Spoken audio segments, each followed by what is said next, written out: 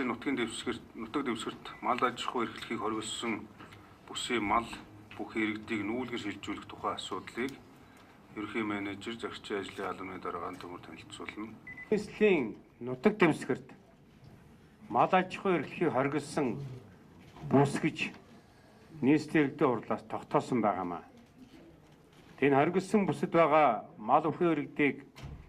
жившөөрсөн бүс болон бусад хөдөө орон нутагт нүүлгэн шилжүүлэх ажлыг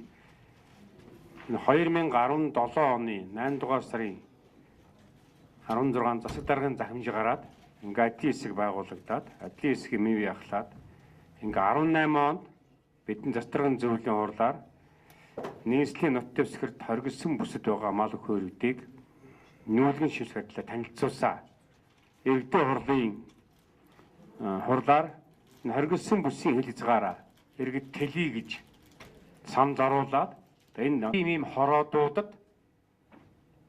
хоригдсон бүсийн хил хязгаарыг нэмж өшөө хил хязгаар нь тэлж тогтоож өгсөн. За ингэгээр нийтдээ 232 өрхийн 5988 мал Баян зүрхийн 11 дугаар орооны 4 баашил, Сонгон архин дүүргийн 32 дугаар орооны 3 баашил, Хаан дүүргийн 12 дугаар орооны нэр дурдсан 5 6 баашил нийтдээ энийг бол нэгэ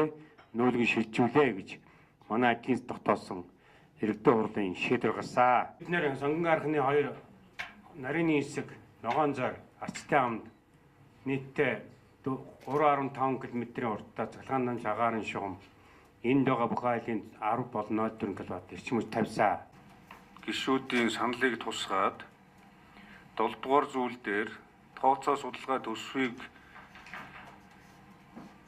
тооцоо судалгааг үндэслэн тухай бүрд нь шийдвэр гаргуулж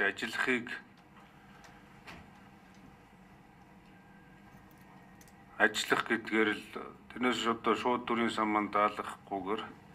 үүрэг болохгүйгээр гарах тооцоо мэргэжлийн байгууллагын гаргасан тооцоо судалгааг үндэслэн тухай бүр шаардлагатай төсөв хөрөнгө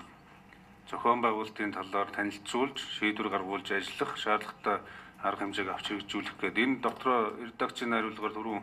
хэлсэн саналуудыг тусгаад ингээд гаргаад явах нь зүйтэй байна.